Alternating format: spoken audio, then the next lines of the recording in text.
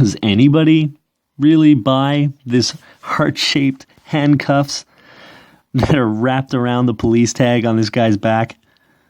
Does anyone? I don't. In this edition, we expose the CBC News article that speaks of the change of tactics in the Ferguson police force. Welcome to the Ottawa Expositor.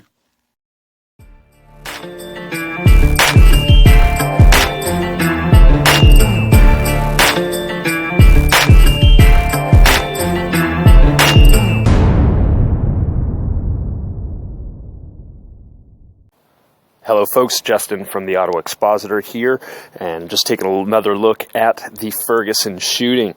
And what it's looking like to me is that it's getting more and more suspicious every time, at least the way that the media is handling it.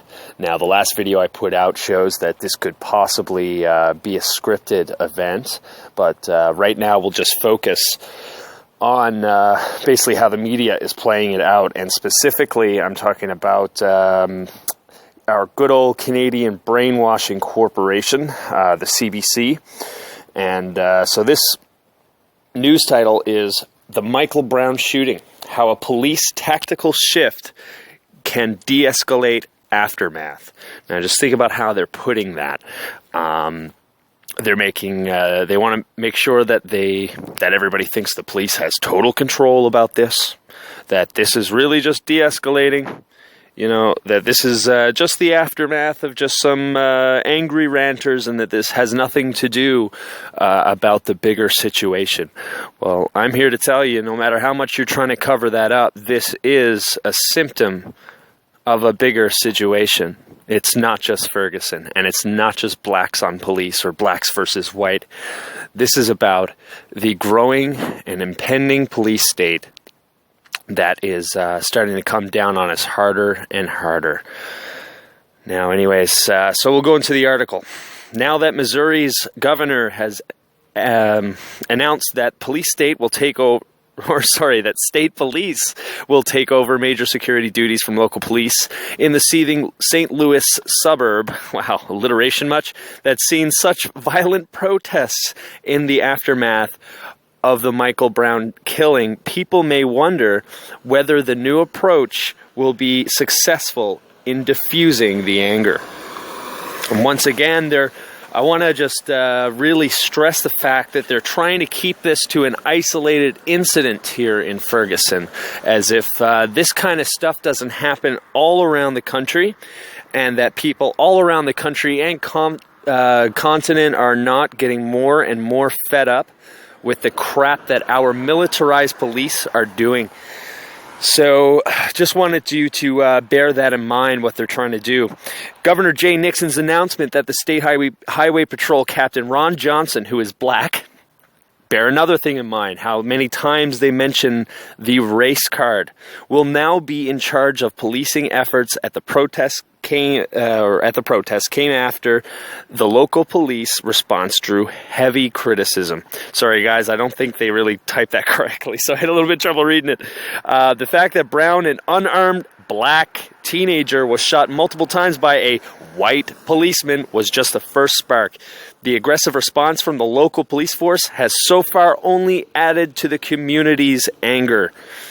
And what they're saying is that the aggressive response from the local police force, they're saying that is just an after effect. You know, that it's really to do with race. It really is, you know. But this is just an after effect. It has nothing to do with police oppression in the first place. Nixon said that the change is intended to make sure that we allow peaceful and appropriate protests. Yeah, sure. That we use force only when necessary. Yeah, sure. Have you seen that video that I put out? That we step back a little bit and let some of the energy be felt in this region appropriately. But people are already musing about how to successfully deal with the next chapter in this powder keg. Before we go any further, let me show you these headlines. making a bad situation even worse, whatever. The last three ones, why blacks in the U.S. believe they're targeted by police. Police citing threats, refused to ID officer who fatally shot black teen in Missouri. Twitter hashtag calls out media portrayals of black youth after Michael Brown shooting. But people are already musing, like I said, how to successfully deal with the next chapter in this powder keg. What a wonderful choice of words that was, hey? Powder keg. I think the entire continent is a powder keg, my friend. Stop acting like that's the only place. Anyways, Johnson said he grew up in the community where 18-year-old Michael Brown was shot last Saturday, and it means a lot to me personally that we break this cycle of violence. So now we're just so caring, and we have people in the community now. Yeah, I'm sure. No, I'm sure there's no reason why you came in there, and basically just try and whitewash what your police force is all about. Nobody cares that you're from there. This feels like a little like an old wound that has been hit again. I wonder which one that is. Probably a race card. It's been a long time simmering. The challenges we face here go much, much more deep. The key to this is to get control. Yeah. We've seen that. Let voices be heard. Haven't seen that. Showing less force on the front side. Haven't seen that. But ultimately going to some of these deeper problems, not only in Missouri, but in America. This clearly touched a nerve, so they can at least, admit that it's not just in Ferguson where there's a bit of nerves, but what they're trying to do is confine the action to within Ferguson. That's the main thing that they're trying to do here. It's obvious.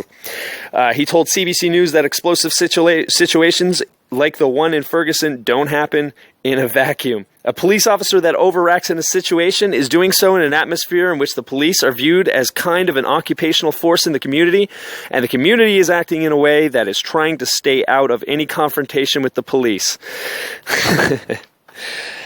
They really try and dictate the atmosphere. I mean, that's not what I saw. I mean, I saw that they were an occupational force.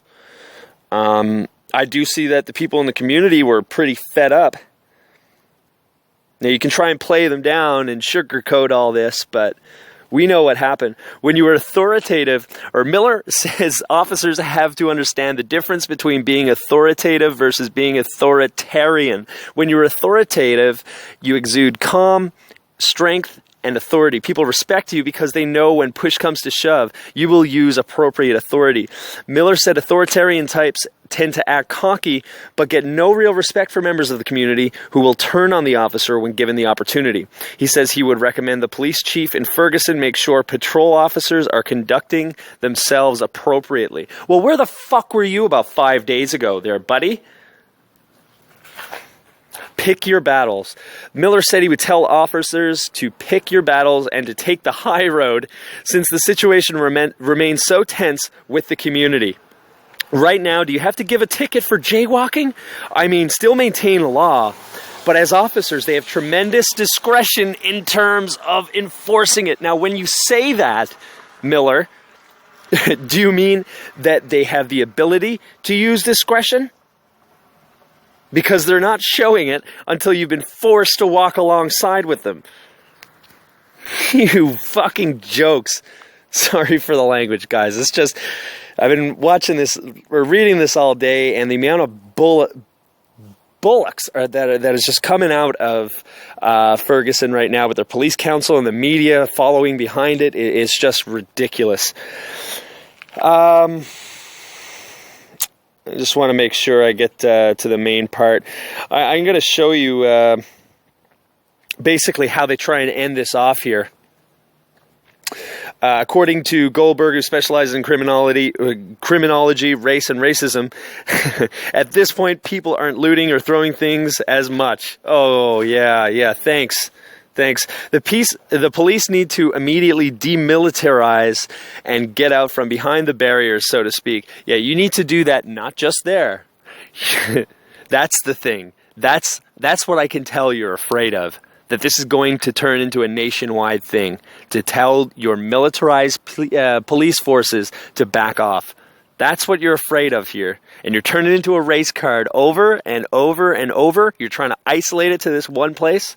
Check out how they end this. A black mother was interviewed recently and said her 12-year-old son was stopped and frisked by an officer on his way back home from school, recounted Goldberg. He asked her, "How long will this go on?" She told him, "For the rest of your life."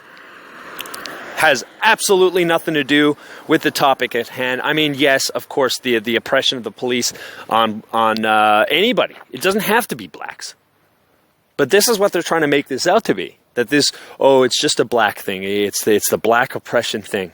Yeah, no, it has nothing to do with our countries, our sovereignty being taken over by police officers who don't live in the towns that we're in, that have no sense of community, that don't care about the people in it. They're looking to push the laws and not serve the people. That's the problem here. And it's not just in Ferguson.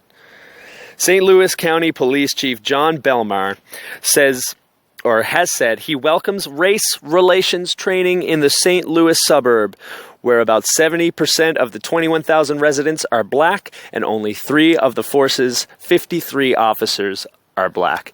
Now, I will admit, that's a big problem. There is no reason for it to be that lopsided. Absolutely not. And yes, I do admit there are racial things occurring in this. But what they're trying to do to you is trying to make you think that this only has to do with Ferguson blacks. But what this has to do is free people everywhere. Take a look at your police force. Jeff C. just came out with a great video of how they've transformed over the years. I'll put a link down below. Please take a look into what the police forces of our communities have become. That's the real problem here. Take a look at that video where they're storming the streets as if it was in Gaza, because they've been trained to do it just like the IDF. Guys, it's not going to stop with this race card. They're going to try and say, oh yeah, everything's good now in Ferguson, it's all good. But do not forget the real meaning behind this. Don't get lost in the race. Don't get lost in the city, the state. The overall atmosphere is the biggest problem. And that's what they're truly afraid of. You finding that out. Thank you very much for your time, guys. Have a wonderful evening.